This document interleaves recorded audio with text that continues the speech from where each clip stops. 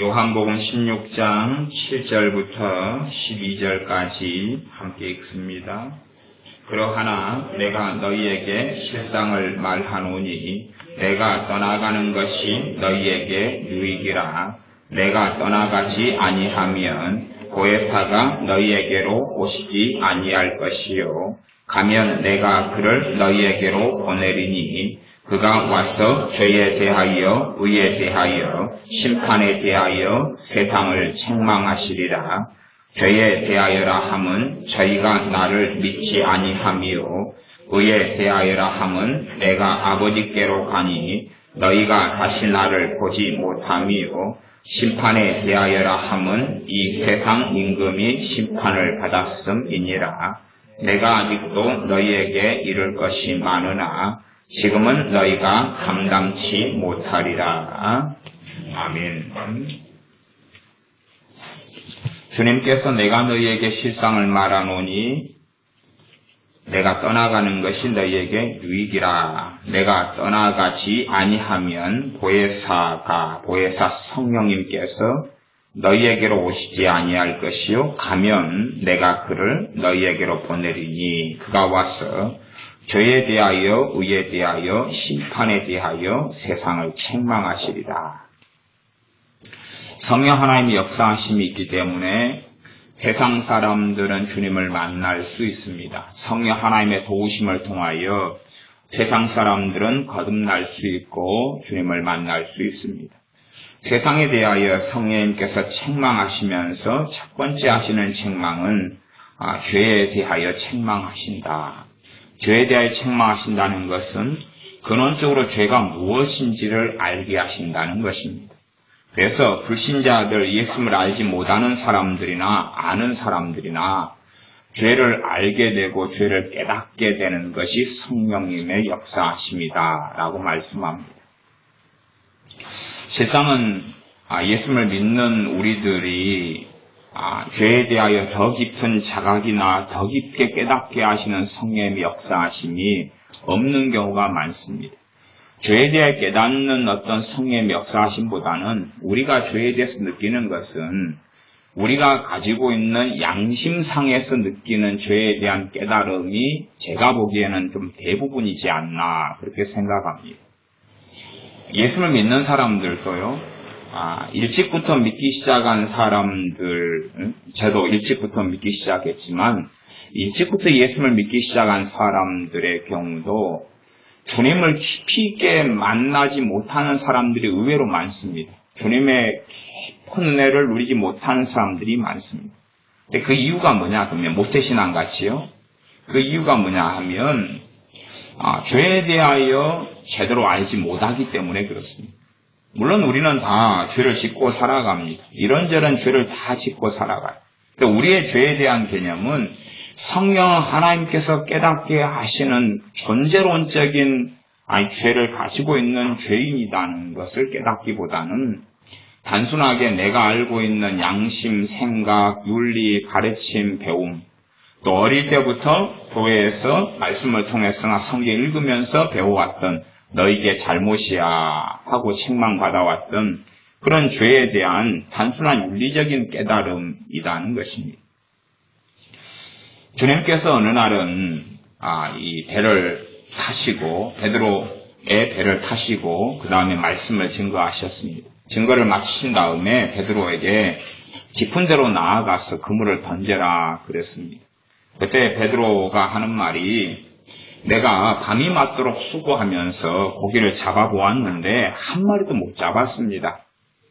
그러나 성경에 생략되어 있지만 주님께서 하시는 말씀을 들어보니까 당신께서 보통 분이 아니시네요. 아마 선지자 같기도 하고 메시아 같기도 하고 기타 등등.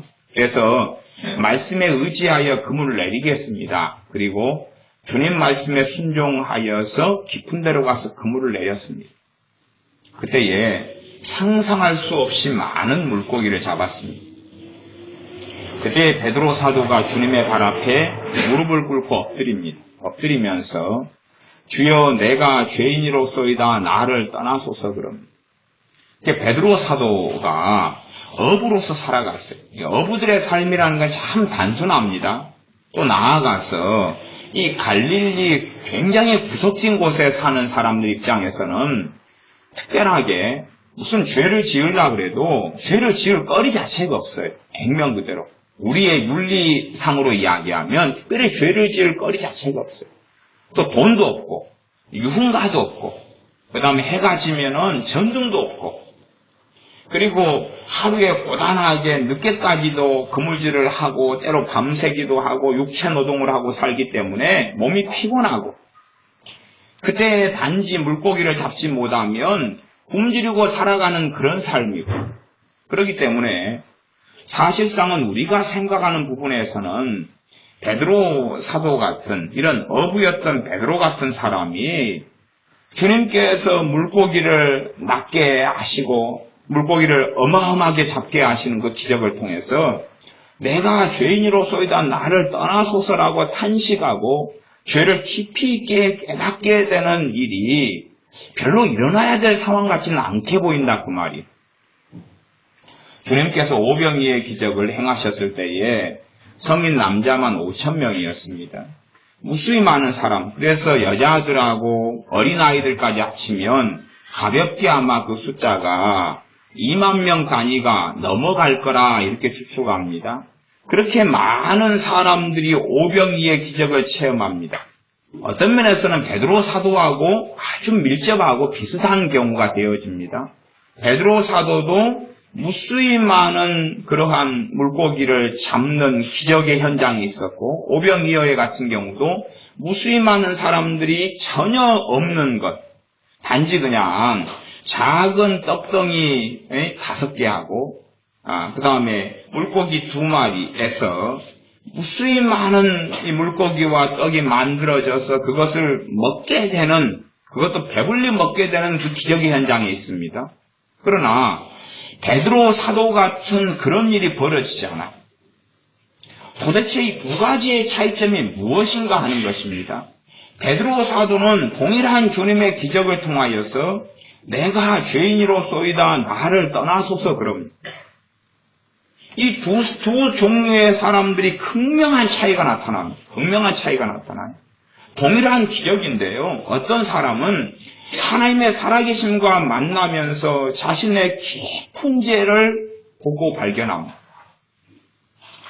우리의 많은 죄에 대한 관념과 생각은 윤리적으로서 그치고 맙니다. 그래서 하나님께 죄를 가지고 고백하고 회개하더라도 내 자신의 윤리적인 죄를 가지고 회개하는 것도 많아요.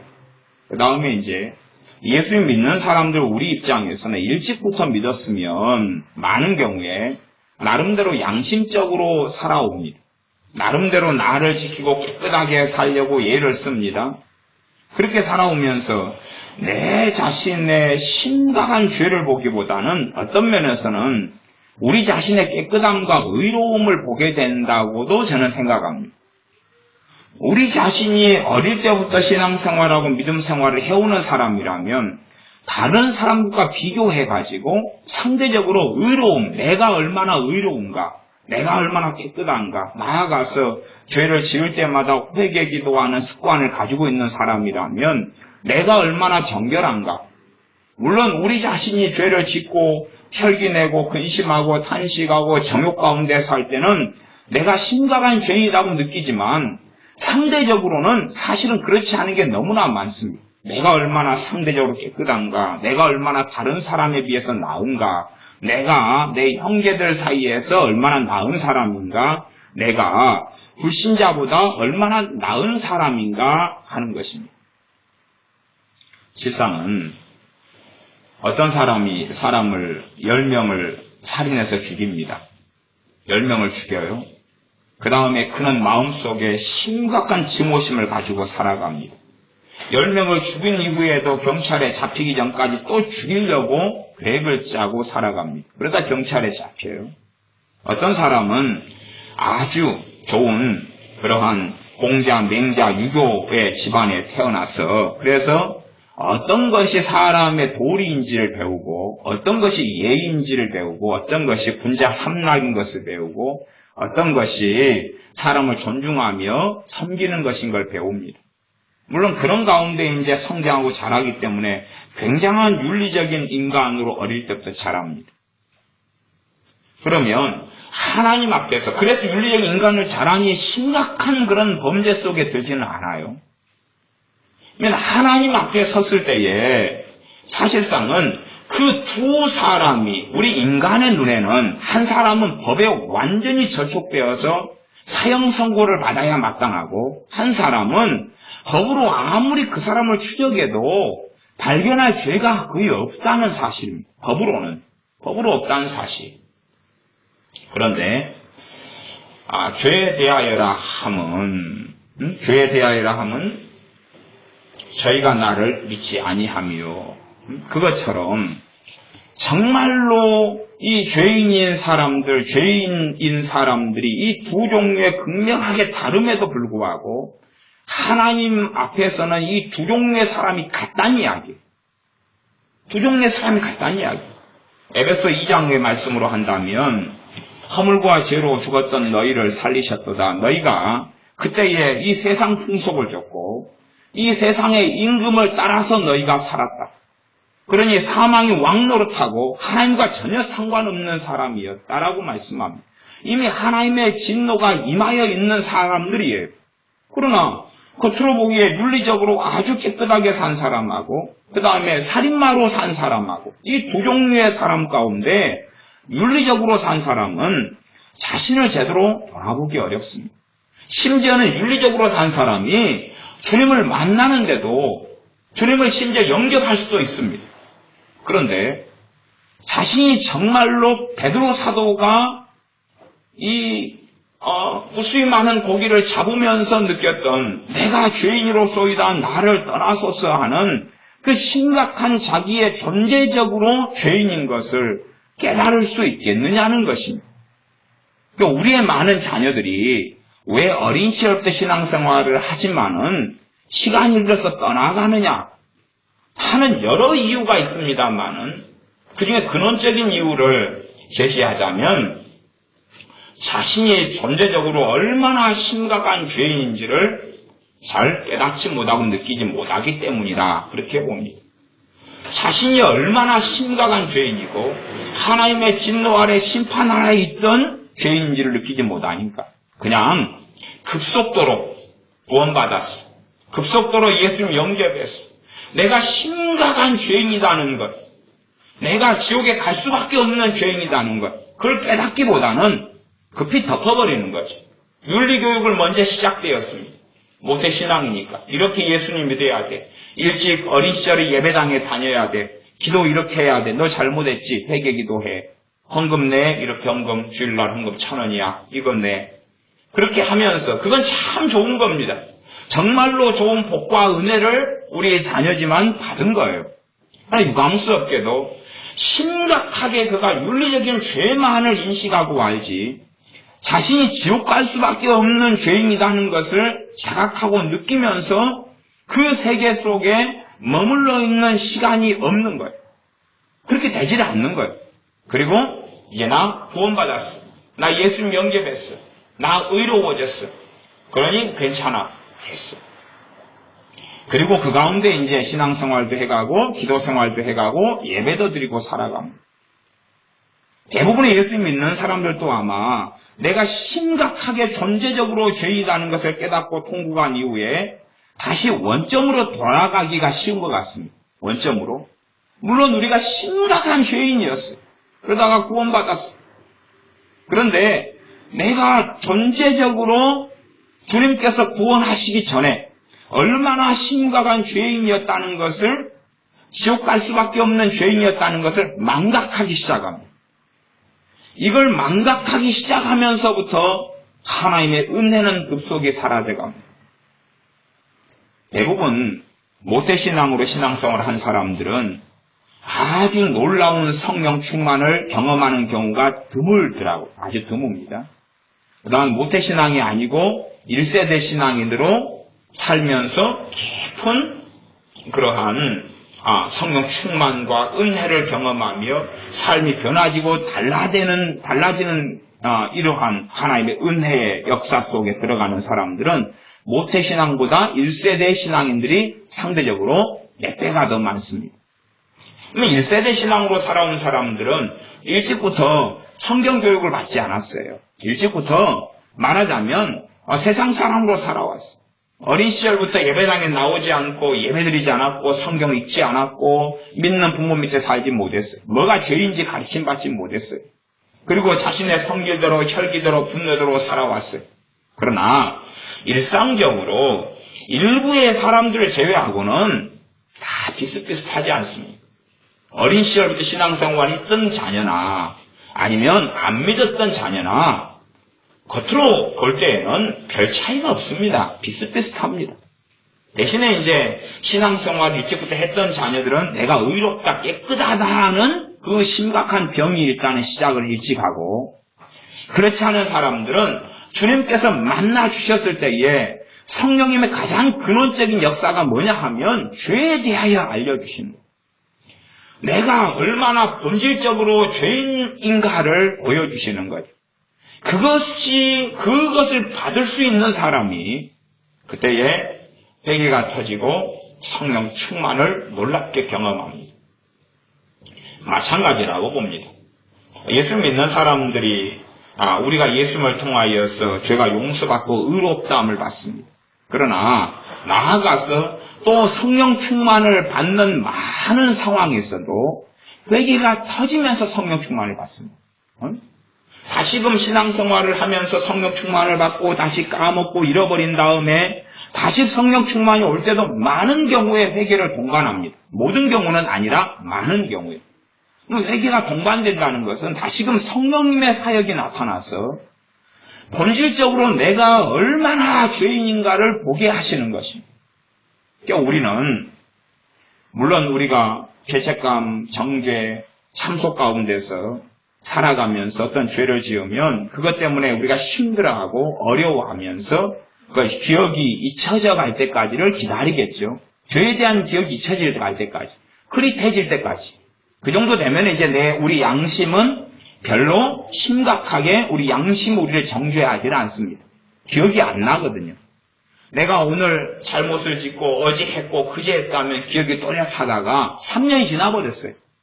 그러면 그것을 3년 동안 내내 회개를 해오다가 그러다가 3년이 지나서는 이제 별로 기억이 잘 안 난다 그 말이 대강 덮고 갈 수 있어요. 그러니까 우리의 회개라는 것은 그런 식으로 하지만 정말로 중요한 회개는 사실은 어떤 사건과 어떤 일에 대한 회개가 아닙니다. 내 자신이 존재적으로 죄이며 존재적으로 우리 주 예수님을 십자가에 못 박은 자이다는 것이지. 내가 얼마나 심각하게 하나님을 노엽게 하고 하나님을 분노하게 하시며 하나님의 공의가 나타나게 하시는 존재이다는 사실이에요. 그것을 내가 신앙생활하는 출발부터 나아가서는 때로 다시금 성령님께서 이 죄에 대하여 우리 자신에게 보여주시는, 그래서 이 귀신의 역사, 더러운 귀신의 역사도 죄에 대하여 우리에게 참 많은 걸 보여줍니다. 성령님이 하시는 일을 더러운 귀신도 모방해서 정말 많이 합니다. 하지만 그 열매는 극과 극으로 달라집니다. 더러운 귀신이 죄를 보여주는 것은 그 죄를 지금 내가 짓고 있는 죄, 내가 지었던 죄에 대하여 보여주면서 정죄하는 것을 합니다. 정죄하는 것을. 그 구체적인 죄마다 가지고 정죄하는 거랍니다. 너 이런 정말 못 쓸 사람이야. 너 이래가지고는 하나님께 나아갈 수 없어. 너 이렇게 살아가지고는 너 지옥 갈 수밖에 없어. 그것을 마귀는 계속 해갑니다. 그러한 정죄하면서 죄를 드러내고 보여주는 이 마귀 역사를 하나님의 역사로 받아들이는 사람이거나 혹은 그것이 하나님의 역사인지 마귀 역사인지 구분하지 않지만은 맞아 객관적인 데이터를 가지고 내 양심이 이야기하는구나. 그렇게 살아가는 사람이라 할지라도 심각한 문제 속에 들어갈 수밖에는 없습니다. 그러나 성령 하나님께서 죄를 깨닫게 하시는 것은 어떤 구체적인 죄 이전에 사실은 어떤 걸 깔고 말씀하시냐 그러면 존재적으로 내가 지옥 갈 수밖에 없는 자라는 것을 보여주시는 것입니다. 그러면 이제 우리는 내가 어찌할꼬, 내가 의할꼬 탄식하고 예수님밖에는 답이 없다는 것을 알게 됩니다. 예수님밖에는, 우리 주 예수 그리스도밖에는 답이 없다는 것을 알게 됩니다. 정말 진실되게 성령님께서 우리의 죄를 깨닫게 하시는 것은, 구체적인 죄를 깨닫게 하시는 것도 있지만 그 이전에 깔고 계시는 것은 존재적으로 내가 어떤 사람인가 하는 것입니다. 얼마나 하나님과 분리된 사람이었고, 또한 그런 존재이고, 얼마나 하나님과 다르고, 하나님께서 원하시는 의로운 길이 아니라 얼마나 불의한 길을 달려갔는가 하는 것입니다. 그래서 우리가 각 예수님을 믿을 때는 실제로는 죄가 뭔지를 잘 모릅니다. 단지 그냥 윤리적으로 죄의 개념을 알고 성령님께서 역사하셔서 우리의 죄인됨을 드러내시며 우리의 죄를 회개케 하시는 역사를 하실 때도 사실은 죄에 대해서는 부분적으로 보여주시거나 부분적으로 죄인됨을 느끼면서 가슴을 치고 회개케 하시는 정도에 그칩니다. 그러나 이제는 말씀을 알고 하나님의 의로우심을 알고 하나님을 알게 된 다음에는 다시금은 성령님께서 우리의 죄에 대하여 깨닫게 하시는 역사를 하셔야만 됩니다.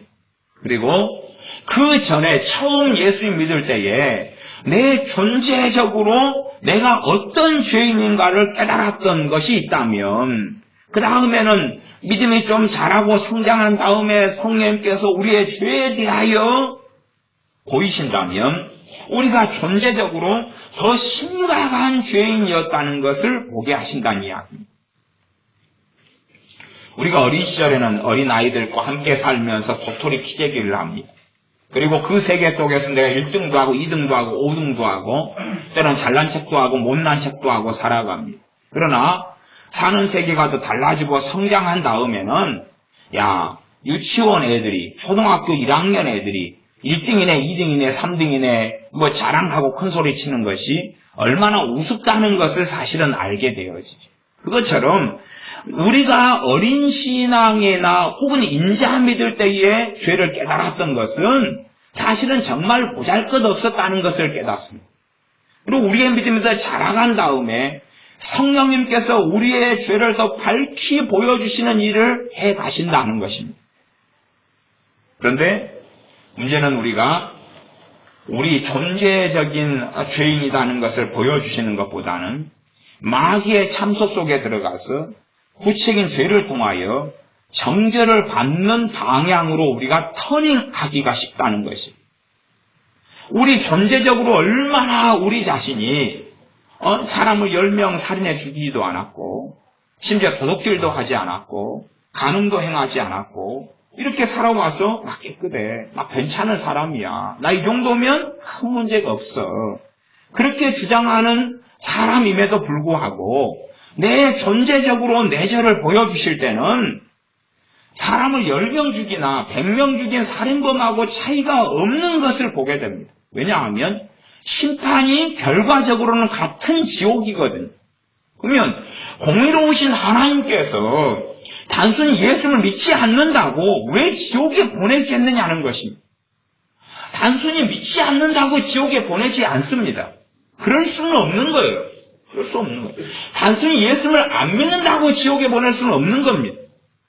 지옥에 보낼 정확한 이유가 있기 때문에 그렇습니다. 예수를 안 믿어서가 아니라 지옥 갈 수밖에 없는 죄인이기 때문에 그렇습니다. 지옥 갈 수밖에 없는 무수한 죄 속에 살아오기 때문에 그렇습니다. 근원적으로 하나님께서 사람을 만드셨습니다. 그러니 사람의 제일 되는 목적이 하나님을 영화롭게 해야 되고 하나님을 섬겨야 됩니다. 또한 명백하게 하나님을 알만한 것이 명백하게 드러나 있습니다. 명백히 드러나 있습니다. 오늘 새들이 지저귀는 것을 좀 들어보았습니다. 새마다 다른 목소리로, 종류가 다른 새마다 다른 목소리로 지저귀더라고요. 그것이 어떻게 집신벌레나 아멜라나 아니면은 이 무에서 아무것도 없는 데서 아니면 작은 단세포의 동물에서 분화돼 가지고 만들어져서 어떤 새는 까마귀가 돼서 까까 그러고 어떤 것은 까치가 돼서 까치 그러고 아니면 어떤 것은 제비가 돼서 지지배배 그러고 어떻게 이렇게 다르게 소리를 내면서 아름다운 소리로 노래할 수 있느냐는 것입니다. 과연 단순한 세포 분화로 그렇게 되었다. 그런 진화론은 이제 미국 같은 사회에서는 진작 무너진 지가 오래됐습니다. 말이 되지 않는 소리였기 때문에 그러죠. 한국이야 이제 정교조 교사들 같은 애들이 공산주의 사상에 기반해서 유물론을 믿기 때문에 얘들은 완전한 이러한 진화론의 신봉자들입니다. 사람이 영혼이란 존재를 믿지 않기 때문에 유물론, 물질에서 물질이 나오는 사상이기 때문에 그렇습니다. 그러니 걔네들은 진화론을 신봉할 수밖에 없으나 정말로 최소한의 상식만 가진 사람이라 할지라도 하나님께서 만드신 나무나 식물이나 동물이나 말한 존재, 자신의 존재만 보아도 하나님을 알 수 있습니다. 그런데 사람들은 하나님을 영화롭게 섬기기를 싫어합니다. 심지어는 예수를 믿는 사람이라 할지라도 자기 본의의 삶을 살고 싶어합니다. 내 중심적인 삶을 살고 싶어하고 내가 경외해야 할 뿐, 내가 경배해야 할 뿐, 내가 따라야 할 뿐이라고 생각하기보다는 하나님을 나를 돕는 분, 내게 복 주시는 분, 나를 천국 가게 하시는 분, 사랑하시는 분, 내게 자비를 베푸시는 분, 죄가 있으면 용서하시는 분. 그런 쪽으로 내가 섬겨야 할 분, 내가 영광을 돌려드려야 할 분, 내가 내 생명을 드려야 할 분, 내가 순종해야 할 분, 내가 그분을 즐거워하며 예배해야 할 분, 내가 하나님의 말씀을 청종하며 하나님이 원하시는 사람이 되어야 하는 그런 존재라는 것, 그쪽으로는 나아가기를 싫어합니다. 나란 존재가 때가 되면 하나님을 믿어드리고 예배해드리고 기도해주니까 하나님은 그에 대한 반대급부로 나를 제공해야 될 의무를 가진 그러한 갑과을의 계약관계처럼 그런 존재의 신앙으로 바꿔갑니다. 그래서 많은 예수를 믿는 사람들이 단순하게 자신이 죄인이라고 고백하지만 존재론적으로 죄인임을 깨닫게 하시는 성령의 역사 속에 들지를 않습니다. 그리고 피상적으로 말하자면 죄를 느낍니다. 무엇을 통해서? 자신의 양심을 통해서. 왜 성령님께서는 그가 오시면 세상에 대하여 그랬습니다. 세상이라는 것은 기본적으로 불신자를 이야기하고 나아가선 신자 불신자를 다 이야기하는. 그래서 하나님이 세상을 이처럼 사랑하사 보면은 세상 안에는 간혹 가다가 신자도 있었다 그 말. 세례 요한 같은 사람도 있었고 또 시므의 선지자, 시므온 선지자 같은 이도 있었고 모세 같은 하나님의 사람도 있었을 거 아니에요. 그냥 대다수는 불신자죠. 그 모든 사람을 포함해서 세상을 이처럼 사랑하사 독생자를 주셨으니라고 말씀하시는 것입니다. 우리 주 예수님께서는 하나님의 백성만을 위해서 임하신 분이 아니에요. 하나님의 백성이 아닌 사람들을 하나님의 나라로 받아들이기 위하여 하나님의 백성이 아니며 불의하며 진노하며 지옥 갈 수밖에 없는 사람에게 그들의 죄의 값을 지불하심으로 사서 하나님의 자녀가 만들기 위하여 임하신 분입니다. 그런데 이 세상에 대하여 성령님께서 죄에 대하여 가르쳐 주신다고 그랬는데 왜 그 성령의 역사가 신자에게나 불신자에게나 별로 나타나지 않느냐는 것입니다. 그것은 그들이 참된 창조주를 찾지 않기 때문에 그렇습니다. 성령님이 이 땅에 오순절 이후로 임하셨습니다. 믿는 신자에게만 임하신 게 아니라 다시금 이 땅에 운행하시는 거룩하신 삼위의 하나님이 되십니다. 그래서 믿지 않는 사람에게도 우리가 처음 믿었을 때처럼 죄인임을 깨닫게 하시는 역사를 하신다 그 말이. 그러니 아무도 발을 빼거나 아무도 심판대 앞에 서서 하나님께 누가 나를 전도하지 않았어요. 누가 내게 복음을 증거하지 않았어요. 그래서 나 못 들어봤어요 라고는 말할 수 없다 그 말이에요. 왜냐하면 진정으로 창조주를 찾고 진정으로 조물주를 찾는 이들에게는 성령님께서 역사하셔서 죄를 깨닫게 하시는 일 속에 들어가기 때문에 그렇습니다. 그리고 존재적으로 자신이 죄인인 걸 보기 때문에 그래요. 이제 예수님을 인자 믿거나 예수님을 믿어왔던 또 믿는 것 같았던 우리의 자녀들의 비밀은 그런 것입니다.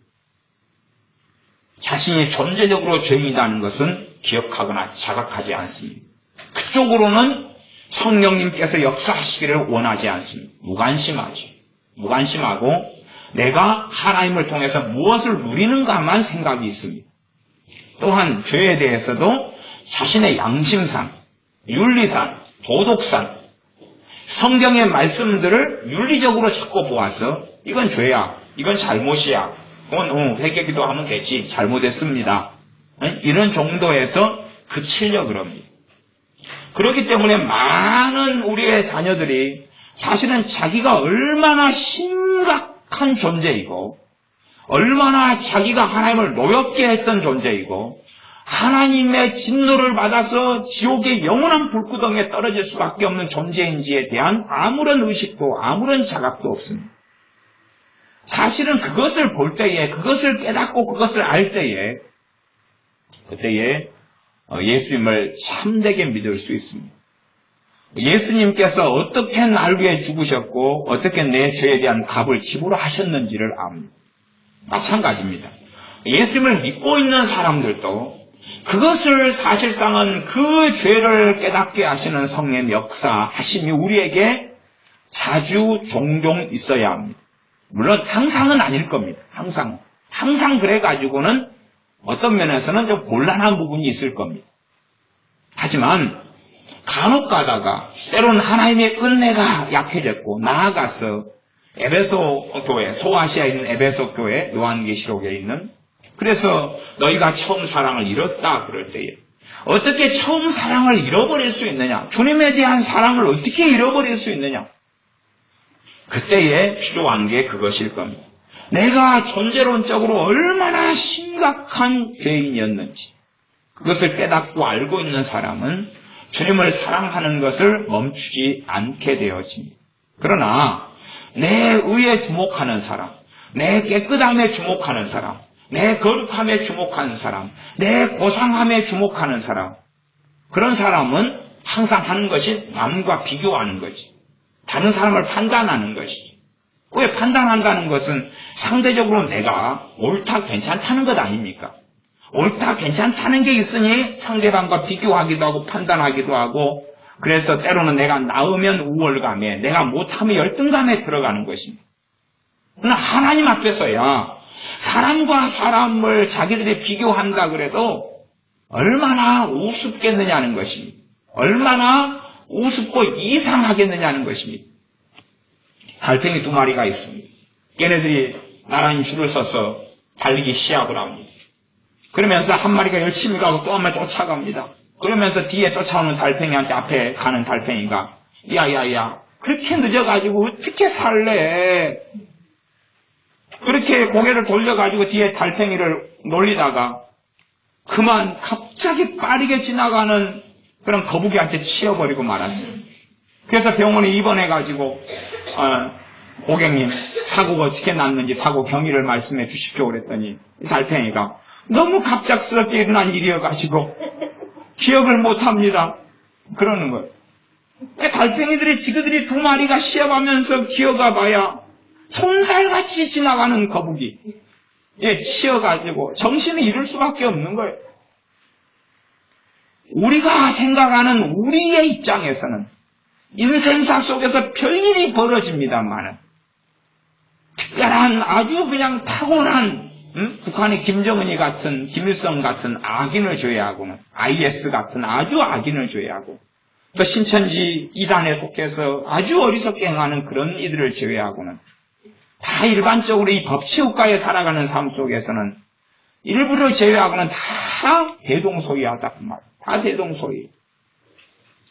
근데 우리 자신은 그 대동소이한 삶 속에서 이 달팽이 2마리가 누가 앞서냐 뒤서냐 하고 논쟁하는 것처럼 우리끼리 비교하면서 얼마나 내가 의로우신 하나님과 다른가, 얼마나 하나님과 내가 다른가 그것입니다. 내가 얼마나 하나님과 다른 자리에 서 있는가?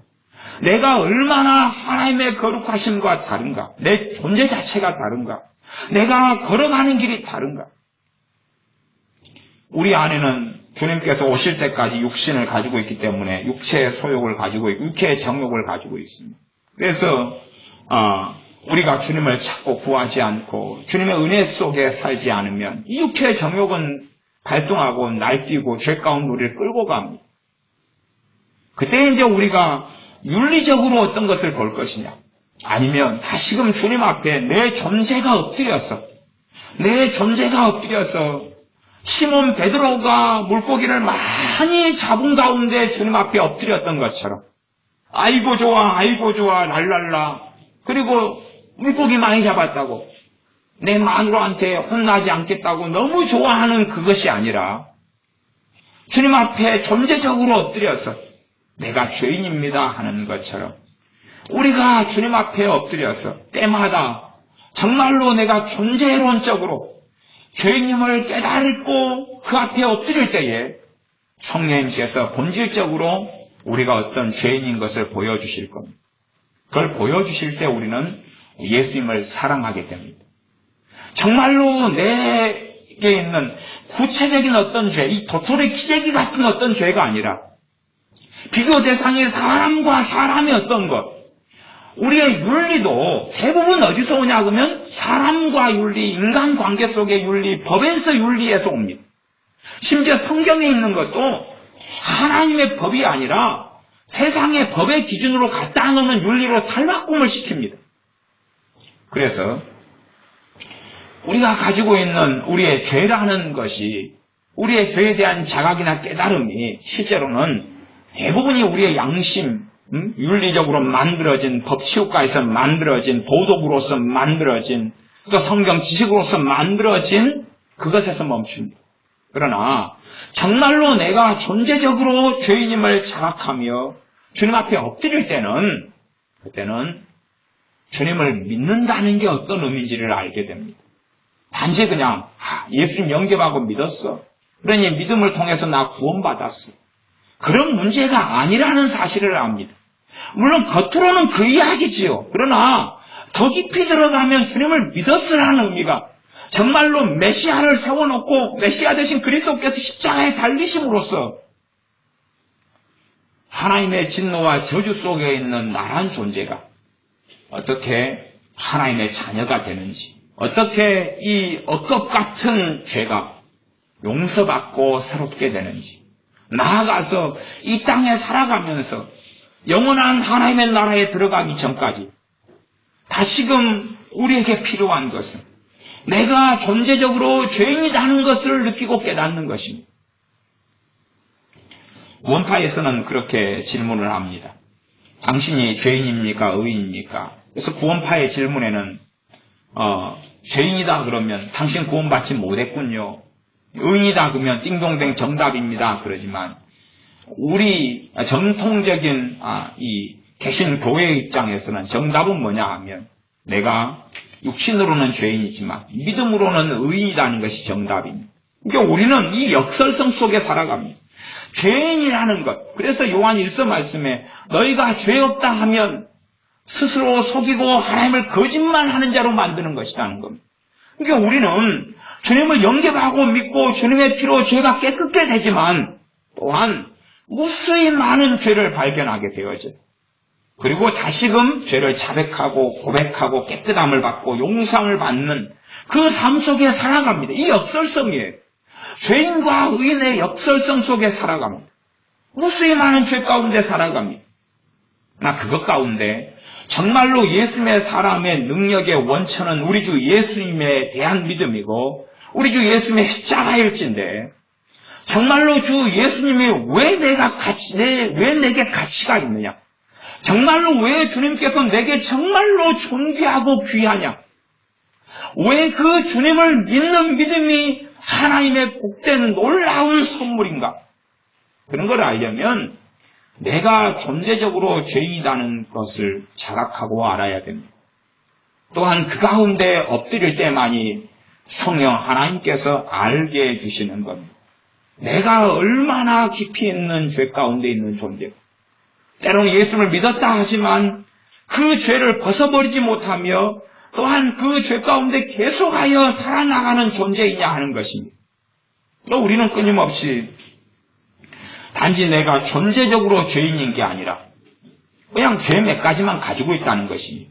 그래서 세상 사람들이 즐겨 쓰는 말이 있어요. 그건 뭐냐 하면 죄는 미워하되 사람은 미워하지 말라는 말입니다.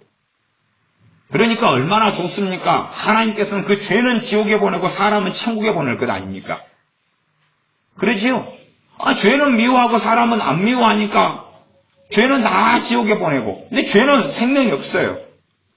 죄는 사람이 죄를 짓는 거지, 죄라는 것은 무생물이고 공허한 것이, 사람이 죄를 지어 죄인이 되는 것이지 죄라는 것이 따로 이렇게 떨어져 가지고 돌아다니는 게 아니에요.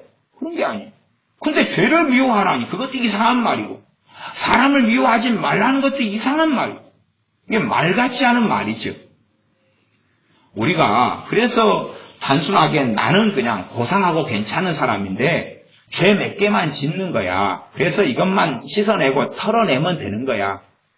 우리의 회개도 죄 몇 개 지었어. 아이고 옷이 더러워졌네. 씻어야지. 빨아야지. 그런 것을 정결한 세마포라고 생각하는 경우들이 있습니다. 나중에 요한계시록에 보면 깨끗한 세마포를 입는 사람들이 주님의 거룩한 신부고 그런 이야기가 나옵니다. 그러면 어이구 옷이 더럽네. 새 옷인데 먼지가 묻었어. 빨래해야지. 어이구 내가 교만죄를 지었네. 교만죄 회개합니다. 용서해 주세요. 겸손케 해주세요. 이거 빨래했어. 깨끗하네. 어이구 이거 드라이 바뀌어야 되겠다. 기름때가 묻었네. 이건 이 기름때는 뭔가, 이 기름때는 그냥 막 분노와 증오심이었구나. 기름때 빼야지. 그렇게 하니까 이제 깨끗해졌네. 그렇게 생각한다 그 말이에요. 그러나 죄에 대하여 성령님께서 말씀하시는 것은 내 존재에 대하여 말씀하시는 거예요. 내 존재에 대하여 말씀하시는 거예요. 그러니까 우리 자녀들은 일찍부터 믿으면서 그런 개념 속에 들어가요. 또 나아가서 신앙생활을 오래 해오면서 우리들도 그렇게 들어가는 경향성을 가집니다. 그렇게 들어가요. 지저분해. 이거 손에, 이거, 손 깨끗하게 씻으면 돼, 이거. 씻어야지. 우리의 존재가 달라져야 되는 거예요. 그래서 주님을 믿으면서 우리를 거듭난다, 중생케 한다는 것입니다. 우리 존재의 변화가 필요하다는 거예요.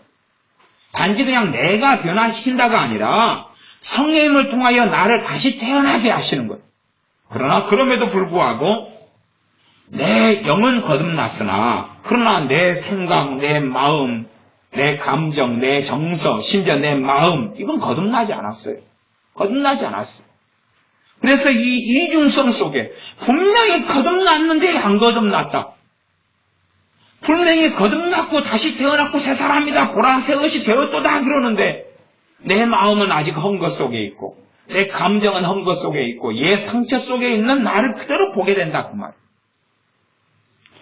그러므로 진실로 우리에게 계속 필요하신 분은 우리 주 예수님입니다. 예수님을 계속하여 필요로 한다는 것, 그것은 내가 예수님을 믿어서 주님을 영접하고 하나님의 자녀가 된 사람이라 할지라도 내 존재를 보는 거예요. 내 존재를. 내 생각은 내 존재의 한 부분 아닙니까? 내 감정은 내 존재의 한 부분이고 내 마음에 얼마나 더러운 걸 보는 것, 내 육신의 정욕을 보는 것도 이게 내 존재의 한 부분 아닙니까? 내 존재의 한 부분. 내 존재적으로 죄인인 걸 보는 게 필요해요. 성령님의 가장 근원적인 역사가 그거란 이야기입니다. 그리고 그것은 우리가 인생을 마칠 때까지 일어나야 될 일이에요. 그 사람이 더 깊은 자유함을 누립니다. 하나님을 아는 지식, 하나님을 알아갑니다. 알아가면 알아갈수록 무슨 일이 벌어지냐 그러면 얼마나 나와 다른가, 얼마나 내가 더러운가, 얼마나 내가 악한가를 보는 게 맞습니다. 그러지 하나님도 거룩하니 너희도 거룩할지어다. 거룩하게 돼야지. 아니요. 거룩하신 하나님을 알고 지금 현재 내가 얼마나 존재적으로 더러운지를 보는 것이 거룩함의 출발입니다. 그런데 그렇게 생각하지 않아요. 그리고 거룩하신 하나님을 알기보다는 거룩해져야지라는 그런 하나의 또 다른 율법과 윤리를 가집니다. 그리고 열심히 노력해서 거룩 해야지. 찬양도 많이 부르고 거룩. 그리고 거룩한다고 회개도 많이 하고 예수님의 피도 많이 뒤집어 쓰고 많이 뒤집어 쓰다 보니까 머리가 빨갛게 되고 말죠. 그래서 사실은 여러분이 시내 다니다가 빨간 머리 한 사람들을 보면 예수님의 피를 막 열심히 많이 부어가지고 머리 쪽이 코팅이 돼가지고 그런 거예요. 이게 코팅된 지 오래되면 이제 또 머리 끝에서부터 검게 되기 시작하잖아요. 예수님의 피를 또 한참 안 썼다는 이야기예요. 그러면 이제 또 약하게 좀 썼으면 코팅 좀 약하고 막 그러죠. 그렇게 돼서 내가 거룩하게 되어진다고 생각하는 거예요. 아니요. 살아계신 주 예수님을 정말 원할 때, 왜요? 내 존재가 죄인이고 악인이며 죄악 가운데 내가 잉태하여 났다는 걸 아는 사람. 단순하게 죄의 막까지만 가지고 있다가 20가지 이거 쓸어내면 돼. 깨끗하게 하면 돼. 손톱 밑에 때 이거 깨끗하게 하고 솔로 닦고 손톱 깎고 발톱에 때 끼었네? 겨드랑이에 때 끼었네? 머리가 안 감은 지 3일 돼서 비듬이 나고 기름이 흘러나오네? 그러면 그 기름은 샤론의 기름이기 때문에 좀 받아가지고 시장에 가서 팔고 존재적으로 죄가 좀 몇 개 있어서 그것만 떨궈내야 된다고 생각하는. 아니요. 인생을 마칠 때까지 내가 잘못된 이런 생각 속에 들기보다는 잘못된 윤리적인 죄에 대한 관념에 들기보다는 내가 아니면 마귀의 참소로서 너 이래 죄 지었어. 너 근심 많이 하고 살았잖아. 너 걱정 많이 하고 살았잖아. 너 기도 생활 별로 안 하고 살았잖아. 그런 게 아니에요. 그런 게 아니에요. 내가 존재적으로 죄인인 걸 볼 때에 말한 존재는 주님을 필요로 해요. 말한 존재는 주님이 아니면 못 사는 거예요. 그 사람이 은혜 속에 살아가는 것입니다. 기도는 솔직히 탁 터놓고 이야기했어요. 저나 여러분이 열심히 하려고 한다 해서 되는 게 아니에요. 그러면 예수님을 처음 믿을 때로 돌아가 봅시다. 처음 믿을 때 주님 믿고 난 다음에 이제 성령 충만을 믿은 다음에 안 받은 사람들은 열심히 노력해가지고 기도하려고 애쓸 거예요. 그렇게 지금까지 살아온 사람은 불쌍한 사람들입니다. 근데 예수님을 이제 믿을 때 좀 지난 다음에나 믿은 다음에나 성령 충만을 주셔요. 그걸 받은 사람들은 기도가 되는 거예요. 기도가 돼요. 기도를 보면 하고 있어요. 그 다음에 하고 있다가 이제 성령 충만이 사라져버려요. 그러니까 그것을 기도하는 것을 자신의 윤리로 가져와가지고 열심히 노력하는 거예요. 그러니까 성경에서 너희가 기도하기를 힘쓰라 하는 것은 사실상은 전제가 성령 충만을 전제로 하면서 이야기하는 거예요. 그러니까 내 짐은 쉽고 가벼움이라는 말씀이에요. 근데 우리의 대부분의 기도 생활은 윤리로 가져와서 발버둥을 막 치는 거예요. 기도하려고 애를 막 쓰는 거예요.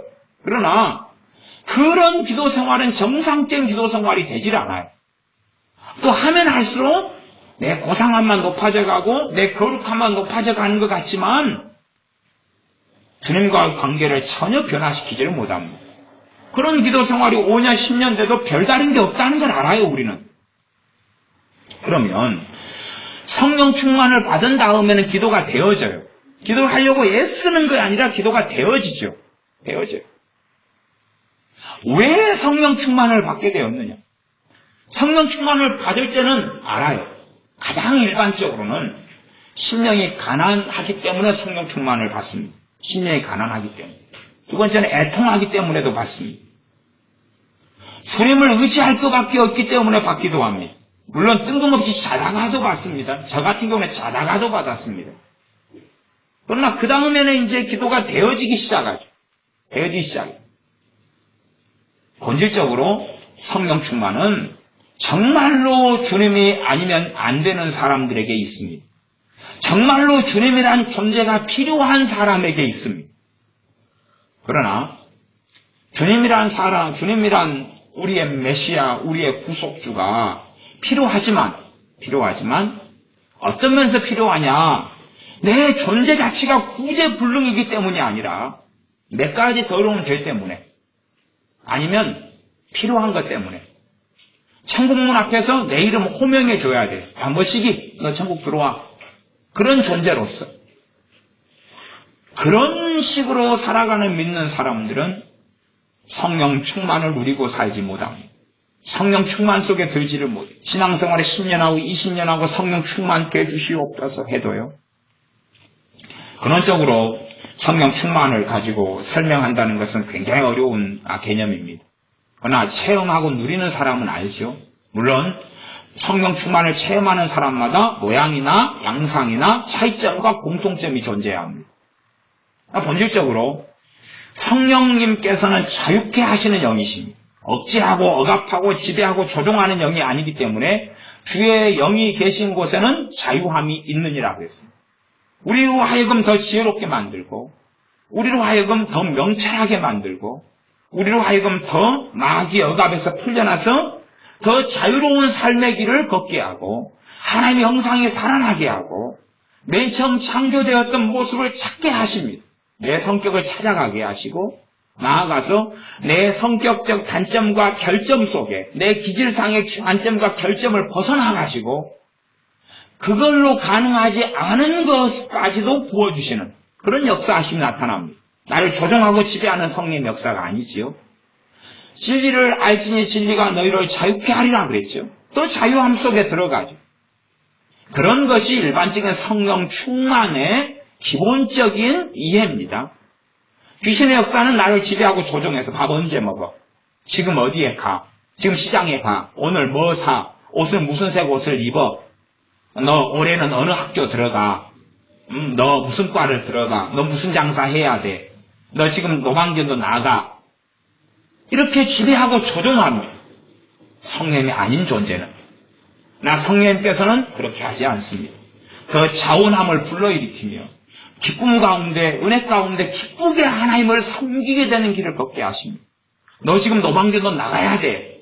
이런 경우가 전혀 없다는 이야기는 아닙니다만은 그건 일반적이지 않습니다. 그냥 예외적인 경우고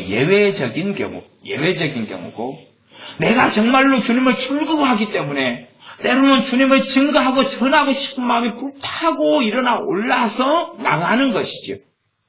거기에 하나님의 때와 타임표가 맞춰져 가서 어떤 하나님의 역사는 나타날 수 있다 그 말이에요. 때로 열매를 못 거둘 수도 있고. 그래서 디모데에게는 사도 바울을 통하여 너는 때를 얻든지 못 얻든지 말씀을 전파하라라고 이야기한 것입니다. 그래서 우리가 내가 존재론적으로 죄인임을 느끼고 깨닫는 길을 걷는 것이 성령 충만의 비결이며 비밀 중에 하나입니다.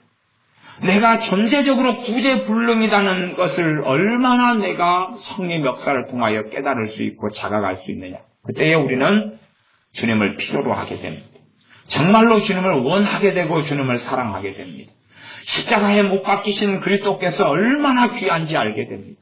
사도 바울은 노년이 되었어도 내가 그리스도의 십자가 외에는 자랑할 것이 없다고 말씀하신 이유가 그겁니다. 내가 그리스도의 십자가 외에는 자랑할 것이 없다고. 우리 주님의 십자가, 우리 주님의 대속, 우리 주님의 피 흘리심, 우리 주님께서 그러심으로 날 사랑하심이죠. 날 구원하심이며 나를 사랑하심이며 영원한 멸망에서 건지심이죠. 우리가 단지 죄 몇 개를 깨달아가는 그리고 나아가서 그런 길을 걸을 때는 마귀의 참소의 문을 활짝 열어버리게 됩니다. 죄 몇 개를 깨달은다면 이거 회개합니다. 이거 회개합니다. 이거 회개합니다. 사실상은 우리의 회개는 존재적인 회개가 돼야 됩니다. 우리의 회개는 정말로 내가 죄인이기 때문에 주님이 아니면 못 사는 회개가 돼야 됩니다. 주님이 아니면 살 수 없는 회개가 되는 게 회개의 근원이에요. 회개의 근원. 그 가운데 이제 구체적인 회개가 필요할 수 있습니다.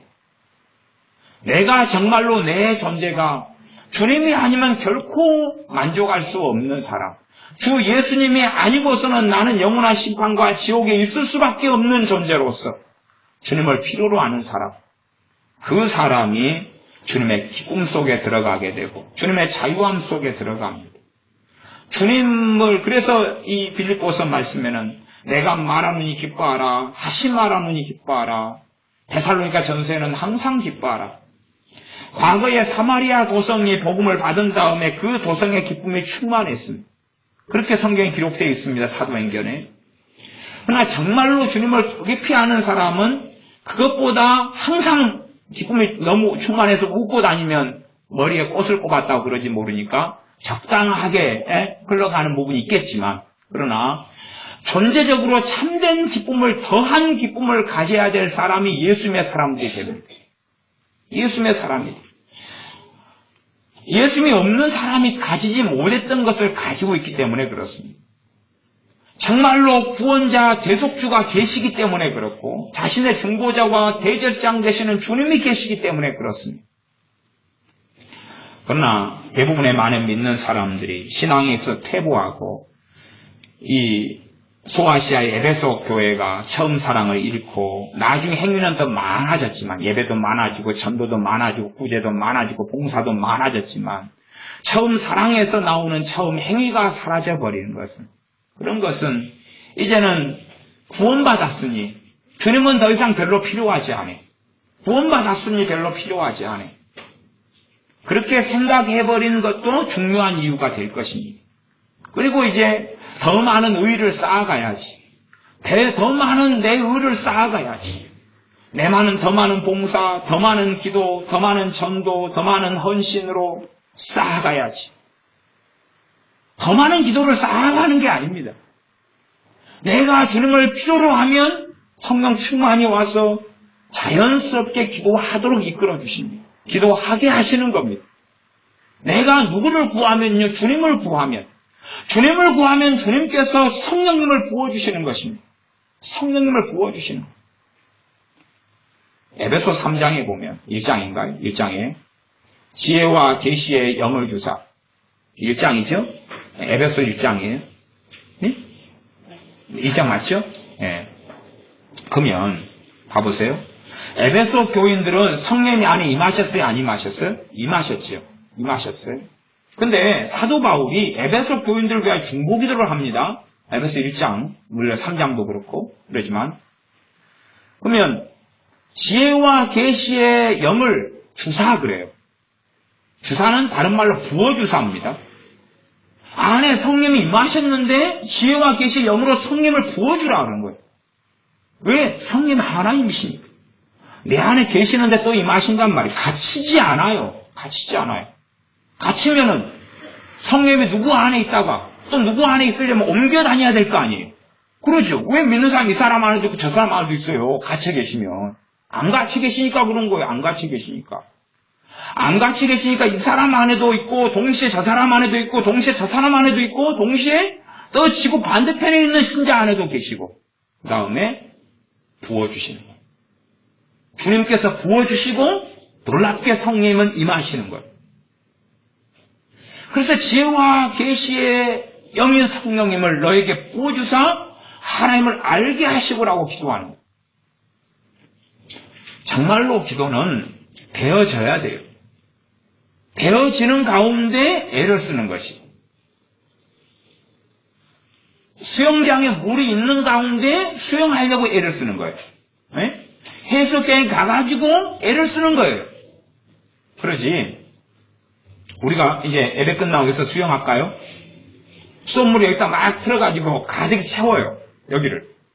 아니면 그냥 그렇게 하지 말고 수영장이 있다 푹 잡고 여기서 우리가 합시다. 배영, 평영 막 이렇게 다 해서 바닥에 그냥 막 해가지고. 그러죠. 그러면 이상한 거죠. 신고 들어갈 수도 있습니다. 집단적으로 어떻게 이상하게 됐다고. 성령 충만이 오고 기도가 흘러나오면서 기도하기를 애를 쓰는 것입니다. 수돗물이 공급돼가지고 그 물로 빨래를 하는 것이에요. 아무 물도 없으면서 빨래한다고 빠는 게 아니란 이야기입니다. 성령 충만이라는 게 복잡한 게 아니에요. 내가 주님을 필요로 하면 주님께서 보혜사 성령님을 더 충만히 부어주십니다. 더 부어주셔요. 그리고 기도는 흘러나옵니다. 기도가 흘러나오면서 예를 쓰는 거예요.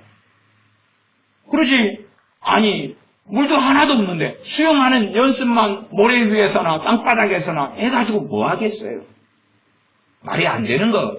그 이상으로 성령님의 부어주심이 없는데 혼자 막 심지어는 기도를 통해 성령님을 끌어올려 그래요. 기도를 통해서. 기도를 통해 끌어오는 게 아닙니다. 내가 주님을 원할 때요.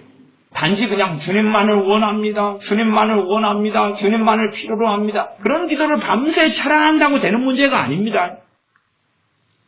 내 존재 자체가 주님이 아니면 멸망할 수밖에 없는 사람.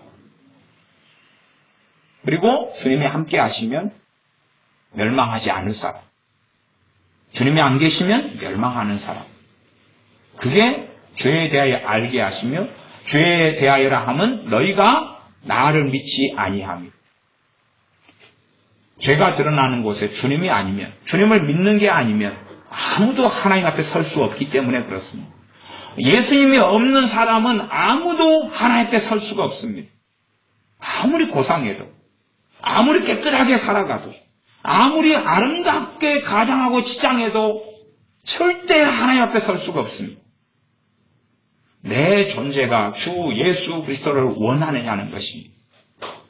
내 존재에 대해서는 아무리 살펴봐도 절대 절망할 수밖에 없다는 걸 보느냐는 것입니다.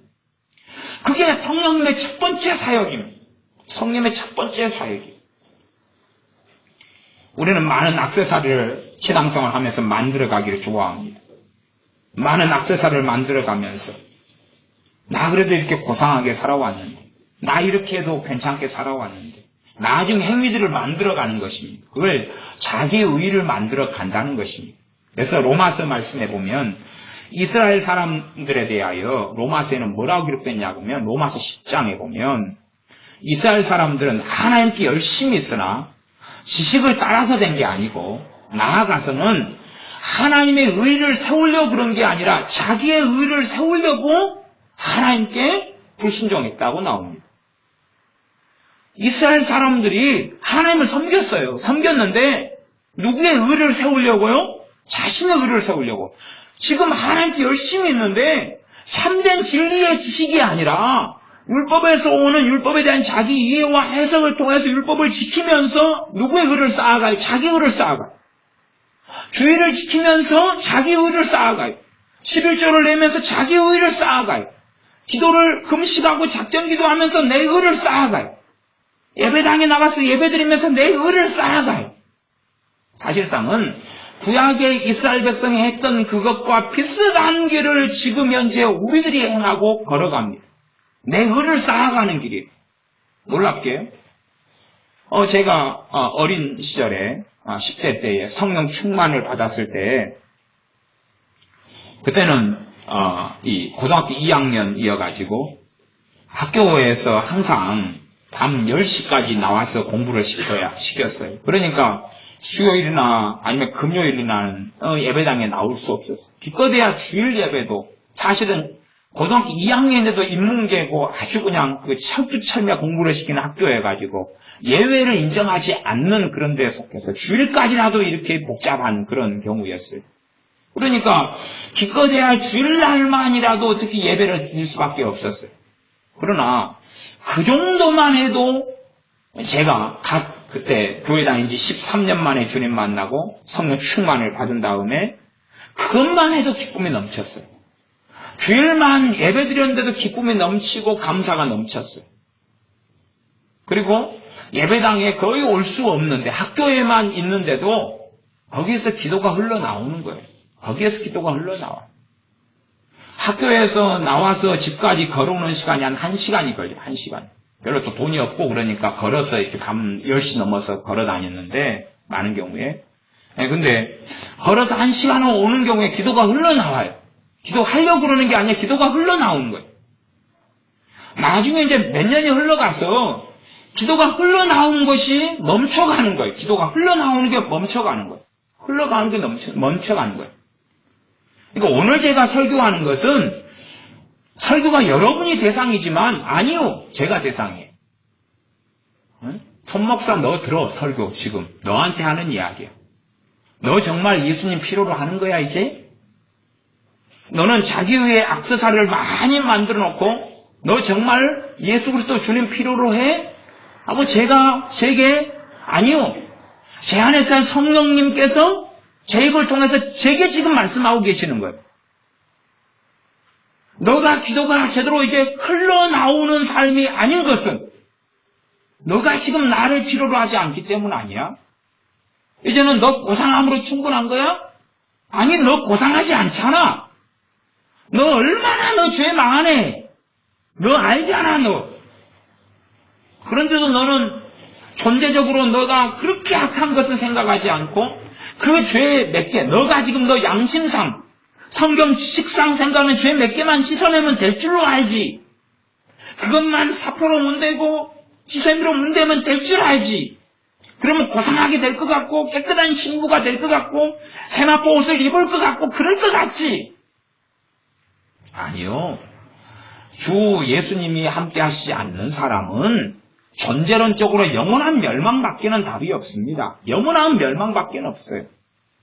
그래서 요한계시록에 있는 7교회 가운데 라오디게아 교회에 대해서 주님께서 뭘 말씀하시냐 그러면 내가 너희를 그 상태에 있으면 토하여 내칠 것이고 볼지어다 내가 문 밖에 서서 두드리고 있다.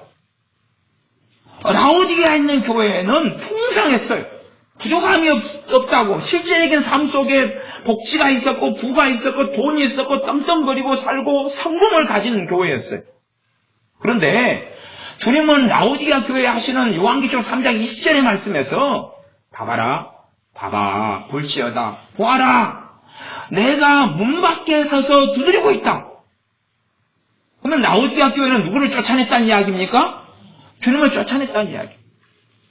라오디게아에서 예수를 믿는 그 사람들 개개인이 예수님을 쫓아냈다는 이야기. 그러면 우리도 얼마든지 그런 양상이 될 수 있어요. 그러면 기도가 흘러나오질 않는 거예요. 성령 충만을 구해도 내가 주님을 쫓아낸 상태에서 성령 충만을 아무리 구해봐야 성령 충만이 오겠느냐는 것이 오지 않지요. 성령 충만이 안 오는데 기준은 성령 충만의 기준과 그 삶이어서 열심히 노력하고 애는 쓰는 삶을 살 수 있다 그 말이에요. 그렇기 때문에 사실상은 우리의 대부분의 기도가 잘못되는 이유가 있어요. 잘못된 이유. 그건 뻔한 겁니다. 제가 기도에 대해 설교를 많이 해오고 지금도 새벽에도 기도에 대한 설교를 계속 해오고 있습니다. 특별히 중보기도에 대한 설교를 해오고 있어요. 그러나 액면 그대로 본질적인 것 뻔한 것입니다. 어렵지 않습니다. 왜냐하면 성령님으로 기도하라 그랬으니까 뻔한 것이 우리가 성령 충만해서 기도하면 큰 문제가 없어요. 그지요? 성령 충만해서 기도하면 큰 문제가 없어요. 우리의 기도의 대부분의 문제는 우리가 성령 안 충만하고 기도하기 때문에 그렇습니다. 그러니까 우리의 기도가 내 정욕과 내 욕심과 잘못된 길을 따라서 걸어가는 거예요. 겉모양은 비슷한데 그 뻔한 문제예요. 그냥 뻔한 문제. 성령 충만하지 않은 상태에서 억지로 너무 오랜 세월 기도했다는 거예요. 그러니 더 많이 꼬이고 더 많이 꼬일 수밖에 없는 거예요. 그러니까 성령 충만하면 기도를 하면 어그러진 방향으로 갈 때 그 성령의 역사하심이 아니야. 그리고 꺾게 하고 때로는 유턴해. 그렇게 인도에 가시는 부분이 많다 그 말입니다.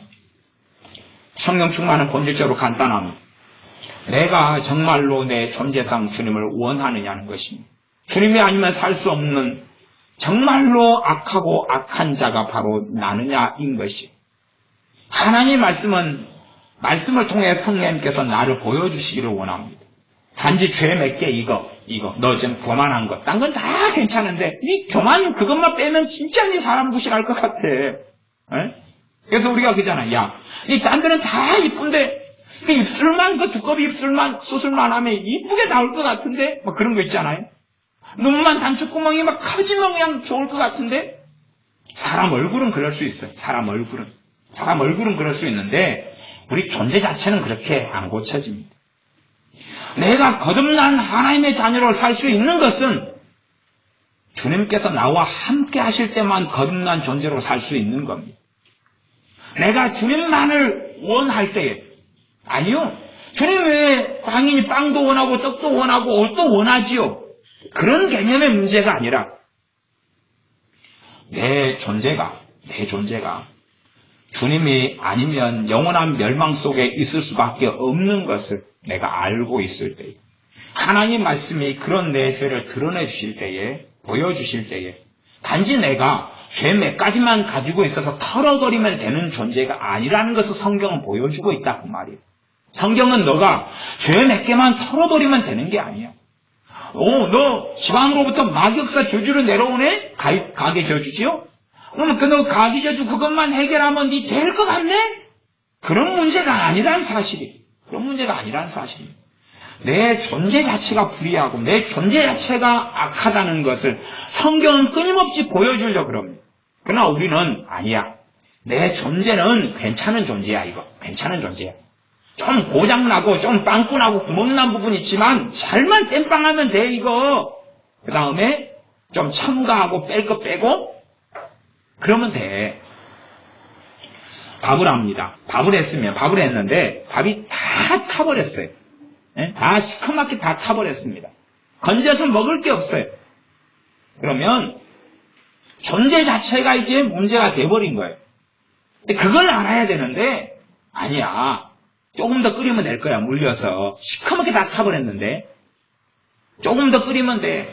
아니면 여기에다가 조금 더 쌀을 넣어가지고 더 첨가해서 다시 섞어가지고 다시 밥하면 딴 것도 다 어떻게 될 거야. 그런 생각을 가집니다. 구스인이 흑인이 그 피부를 희게 할 수 있냐? 그렇게 할 수 없다.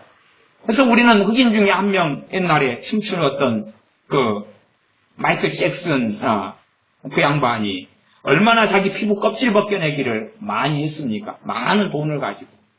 자기가 흑인인 게 싫고 아버지를 닮은 게 싫어가지고 계속 껍질 벗겨서 백인화를 하려고 얼마나 평생 하다가 죽었습니까? 그래도 오히려 피부 병만 걸리고 피부가 알록달록해지고 또 문제만 더 심각해져 갔어요. 정말로 베드로 사도가 느꼈던 것, 그 기적 속에 이적 속에 나아가서 우리가 하나님께서 우리의 기도에 응답해 주실 때마다 우리가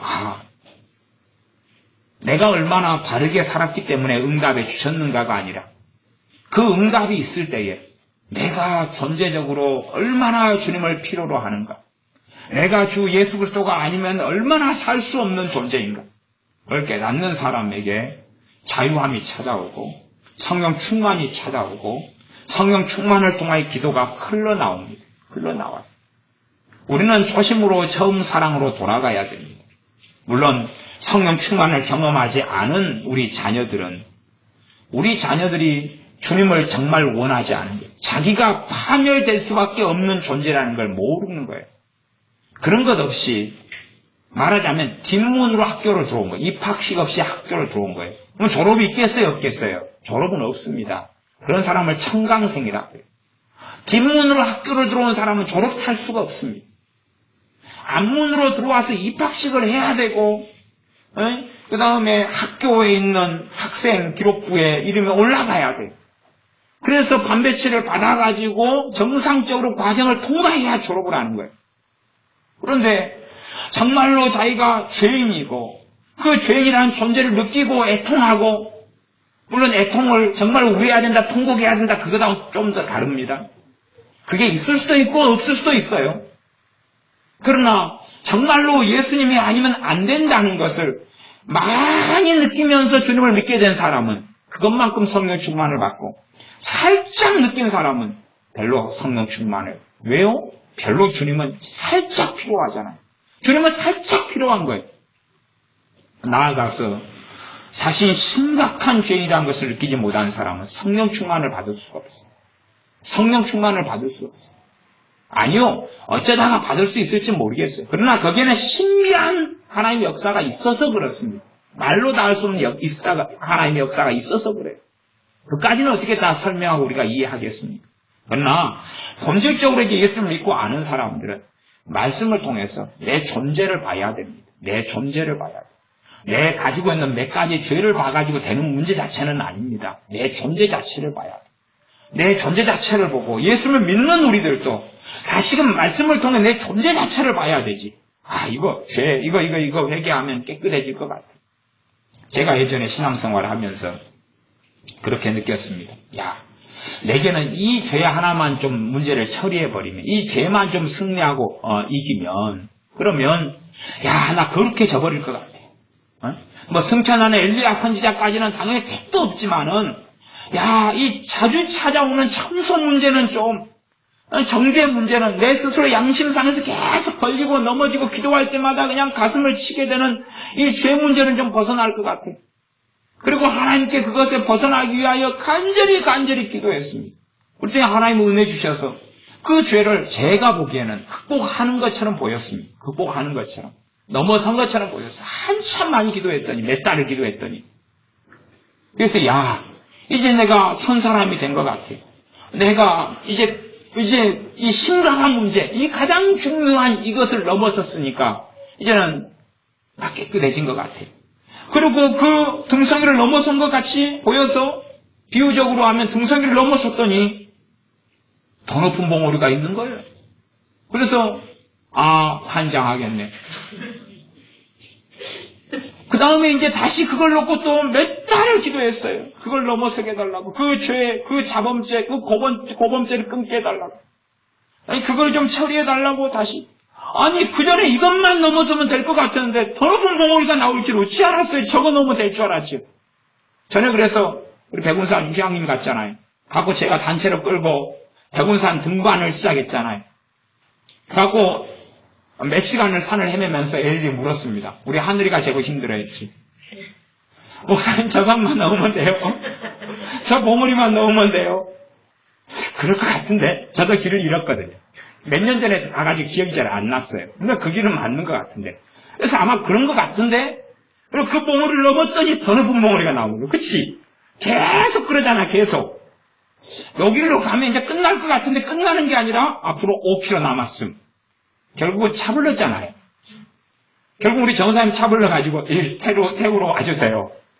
도무지까지 너무 멀어서 돌아갈 수 없어요. 그 차가 그 산속 깊은 데 와서 태우고 갔잖아요. 그 한 봉우리를 높은 걸 넘었다고 믿었는데 그 다음 넘고 나니까 더 높은 봉우리가 있는 거예요. 더 험난한 봉우리가 있는 거예요. 다시금 그 죄를 놓고 또 몇 달을 기도하고 엎드렸어요. 그래서 대강 얼버무려가지고 그 죄가 해결된 것처럼 보였어요. 그래서 좋다. 그 봉우리를 넘어갔더니 더 높은 봉우리가 몇 개가 동시에 나타나는 거예요. 그래서 그때부터 제가 환장하겠네. 이게 이제 그때부터 된장이나 고추장을 안 먹었어요. 환장기사로 나타났으니까. 그것만 먹고 살았어요. 환장. 이게 우리가 생각하는 우리의 그 죄, 이것만 해결하면 될 것 같은 문제가 아니라 내 존재는 끊임없이 죄를 품어냅니다. 끊임없이 죄를 품어냅니다. 결국은 주님을 믿고 주님과 함께 해야지만이 영원한 아버지의 나라에 들어갑니다. 그거 말고는 없는 거예요. 그거 말고는 없습니다. 주님과 함께 할 때만이 그 죄를 넘어서 가지만 다시금 라오디게아 교회처럼 주님을 떠나보내면, 주님을 필요로 하지 않으면, 정말로 내 존재에서 단지 주님을 심부름꾼으로 전락시키고 죄 몇 개만 씻어내주고 내가 잘못했어요 주님. 그러면 주님이 그래 그러면 그쪽은 좀 씻자. 깨끗했어 이제 얼른 가 일 봐. 그런 주님으로 전락시킨다면 성령 충만은 사라집니다. 성령 충만은 누릴 수가 없습니다. 기도는 흘러나오질 않아요. 다시금 우리가 정말로 예수님을 필요로 하는 존재를 넘어서서 예수님이 아니면 안 되는 사람들이 되어야 됩니다. 근데 우리 자신의 심각한 이 죄인됨을, 존재적으로 죄인됨을 말씀을 투영해서 봐야 됩니다. 단지 그냥 말씀을 투영해서 내란 존재는 깨끗한데 조금의 얼룩들 아니면 큰 더러움들, 옷에 있는 더러움, 뺏긴 거 정도 그걸 봐서는 안 되는 것입니다. 그걸 봐서는 안 돼요. 답이 없는 존재인 걸 봐야 됩니다. 말씀을 통해서 내가 정말로 구제불능인 것을 봐야 됩니다. 그러면서 주님을 찾아야 됩니다. 그러면서 주님을 원해야 됩니다. 그때에 성령님을 부어주시는 겁니다. 그때에 지혜와 계시의 영인 성령님이 부어주시면서 하나님을 알게 합니다. 그리고 얼마나 다른 존재인가를 보여주시고 얼마나 내가 더러운가를 보여주시고 그러면서 하나님의 의를 알게 하십니다. 그리고 의로운 길을 걷도록 그분께서 성령의 역사를 통하여 우리를 이끌어 가시는 걸 보게 됩니다. 마찬가지로 성령님께서 역사하시지 않고 성령 충만이 없어지고 다시금 나란 존재가 주님을 필요로 하지 않으면 그러면 그 의로움이라는 것은 흔적도 없이 사라져버리는 것을 알게 됩니다. 성령님께서는 심판을 알리십니다. 심판은 이 세상 임금의 마귀가 심판을 받았다. 마귀에게 속한 자는 이미 심판을 받아버린 것이다 그 말입니다. 마귀가 심판을 받은 것처럼 영원한 지옥의 멸망의 심판이 끝나버렸어요. 이제 집행만 남았다 그 말. 집행만. 그러면 정말로 마귀의 길을 따라서 이 세상 풍속을 따라서 세상 임금을 따라 살아가며 예수님 없이 살아가는 사람들은 다 마귀에게 속할진데 이미 심판이 선고돼 버렸다는 이야기. 영원한 지옥이 선고돼 버렸어요. 선고된 것을 이제 유보시키고 있는 중입니다. 유보되고 있는 거예요. 아직은 생명이 있고 살 날이 있는 동안에 유보되고 있는 거예요. 사형 집행을 유보하고 있는 것이 그때 동안의 시간이 있다 그 말이에요. 그때 동안에.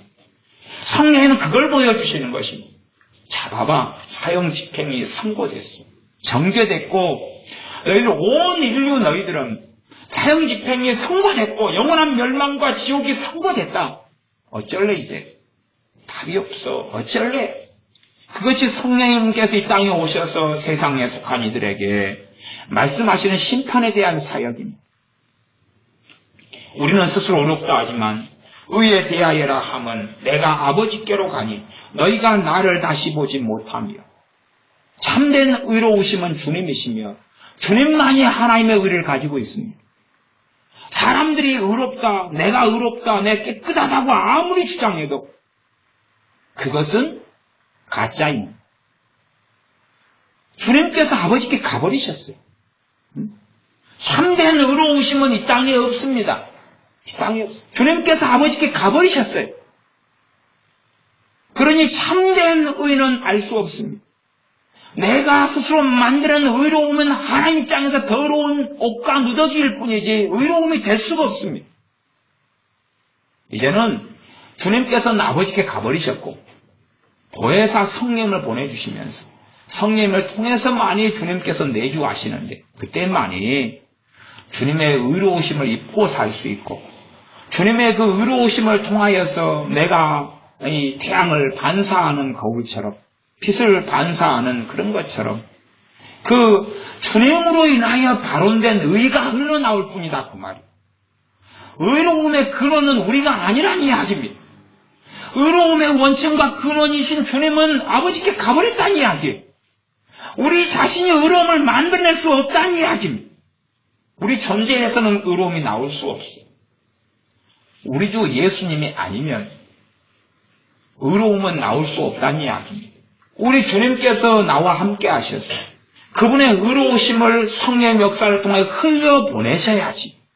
그래야지 의로움이 흘러나오는 거고 그건 내 것이 아니란 이야기입니다. 물론 심판대 앞에 섰을 때는 그러한 의로우심에 대하여 내 것이다라고 인정을 해 주실 겁니다. 너가 잘했다라고 인정을 해 주실 겁니다. 그러나 그것은 실제로 우리가 만들어낸 것이 아닙니다. 정말로 예수 그리스도를 필요로 하고 주님이 아니면 안 되는 사람, 그 사람들에게 아버지께 돌아가 버리신 참된 의로우심만이신 의로우심이며 참된 의를 가지신 주님께서 성령의 역사를 통하여 흘려보내주신 그런 의로움을 우리는 얻게 됩니다. 무엇보다 주님의 의를 잊게 되고 주님과 함께 살면서 주님께서 내 안에서 의에 대하여 살게 하시는 삶을 사는 것입니다. 그러니 우리가 다시금 원점으로 돌아가서 또한 주님께서 우리의 인생을 마감하게 하실 때까지 우리 존재 자체가 정말로 주님이 아니면 안 되는 사람들인가를 자각할 때에 주님의 복음의 능력이 우리에게 나타납니다. 십자가의 복음의 능력이, 보혈의 능력이 나타납니다. 그 사람이 주 예수님을 사랑하게 됩니다.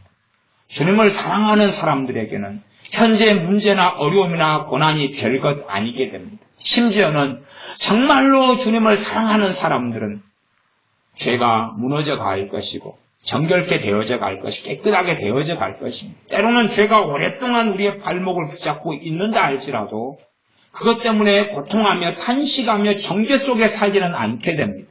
왜냐하면 자유케 되는 여정을 걸어가고 있다는 것을 알기 때문에 그렇습니다.